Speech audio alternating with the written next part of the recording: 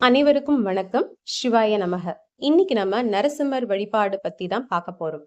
நரசிம்மர் வழிபாடு அப்படின்னாலே வீட்டுல வச்சு நம்ம வழிபாடு செய்யலாமா அப்படின்னு பலருக்குமே ஒரு கேள்விக்குறி இருக்கும்.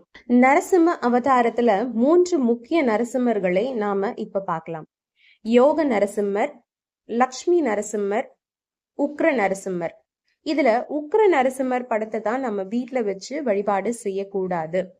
உக்ர நரசிம்மர் படம் எப்படி இருக்கும்னா, இரண்யகசிபுவை அவர் வதைக்கும் ஒரு படமாக தான் உக்ர நரசிம்மர் படம் இருக்கும். இந்த படத்தை வச்சு நம்ம வீட்டுல வழிபாடு செய்தல் கூடாது. ஆனா லக்ஷ்மி நரசிம்மர் மற்றும் யோக நரசிம்மரை நாம வழிபாடு செய்யலாம், வீட்டுல வச்சு வழிபாடு செய்யலாம். எப்படி வழிபாடு செய்வது அப்படிங்கறத இப்ப பார்க்கலாம்.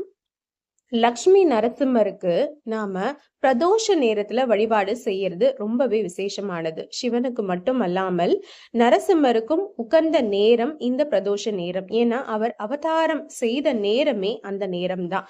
அதனால அந்த நேரத்துல நரசிம்மருக்கு நாம வழிபாடு செய்தால் நமக்கு மிகுந்த பலன்கள் கிட்டும்.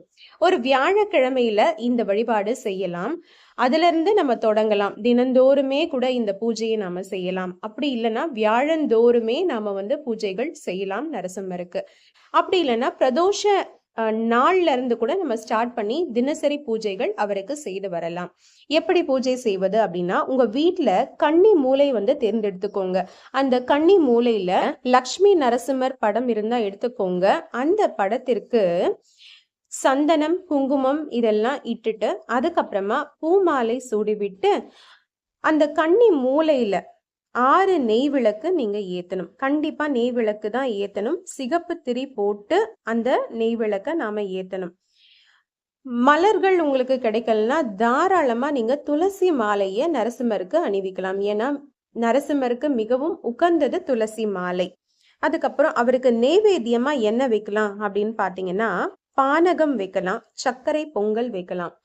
அந்த நேரத்துல உங்களால ஈஸியா ப்ரிப்பேர் பண்ணக்கூடியது பானகம். அதனால நீங்க பானகமே வச்சு அவருக்கு படைக்கலாம். இந்த பானக தண்ணீர் எப்படி நாம ரெடி பண்றது அப்படின்னு பாத்தீங்கன்னா, கொஞ்சம் வெல்லம் எடுத்துக்கோங்க, ஏலக்காய் தூள் எடுத்துக்கோங்க, சுக்கு தூள் கொஞ்சம் எடுத்துக்கோங்க, பச்சை கற்பூரம் ஒரு பிஞ்ச் அளவு எடுத்துக்கோங்க, லெமன் ஒரு அரை மூடி எடுத்துக்கோங்க. இதெல்லாம் சேர்த்து தண்ணீர் ஊற்றி நீங்க ரெடி பண்ணீங்கன்னா அதுதான் பானகம். இந்த பானகத்தை நீங்க நரசிம்மருக்கு வச்சீங்கன்னா மிகுந்த பலன்கள் உண்டு. ஏன்னா அவருக்கு ரொம்ப பிடிச்சது பானகம். வியாழன், பிரதோஷம் இந்த காலங்கள்ல மட்டும் இல்லாம செவ்வாய்க்கிழமையும் நரசிம்மருக்கு ரொம்பவே உகந்தது. அது மட்டும் இல்லாம அவருடைய நட்சத்திரம் அப்படின்னு பாத்தீங்கன்னா சுவாதி நட்சத்திரம். அன்றைய தினத்துல கூட நீங்க நரசிம்மர் வழிபாடு செய்தால் உங்களுக்கு அதிக அளவுல பலன் கிட்டும். இனி நரசிம்மருக்கு நாம சொல்ல வேண்டிய ஒரு ஸ்லோகம் இருக்கு. ரொம்பவே சக்தி வாய்ந்த ஸ்லோகம். இந்த ஸ்லோகத்தை சொன்னா உடனே நரசிம்மர் வந்துருவாரு அப்படிங்கிறது ஐதீகம்.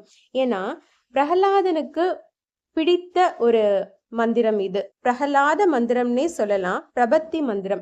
இந்த மந்திரத்தை நாம சொல்ல நரசிம்மர் நமக்கு உடனடியாக பலன்கள் தருவார். இனி அந்த மந்திரத்தை நம்ம பார்க்கலாம்.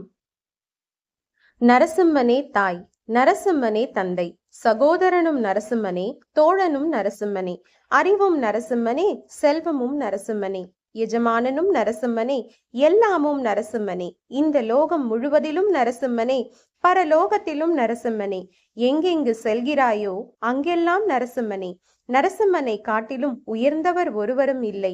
அதனால் நரசிம்மனே உம்மை சரணடைகிறேன். இதுதான் பிரபத்தி ஸ்லோகம். இந்த பிரபத்தி ஸ்லோகத்தை நாம நரசிம்மரை வழிபாடு செய்து கூறி வர நமக்கு என்ன வரங்கள் வேண்டுமோ, நியாயமான வரங்கள் என்ன வரங்கள் வேண்டுமோ அதை அனைத்தையும் தந்தருள்வார் நம்முடைய நரசிம்மர். நாளை என்ற சொல்லே அறியாத நரசிம்மர் நம்முடைய அனைத்து கோரிக்கைகளையும் நிச்சயமாக நிறைவேற்றி வைப்பார். நம்பிக்கையோடு செய்து நீங்களும் பலன் பெறுங்கள். மீண்டும் ஒரு நல்ல பதிவுல நான் உங்களை சந்திக்கிறேன். நன்றி, வணக்கம்.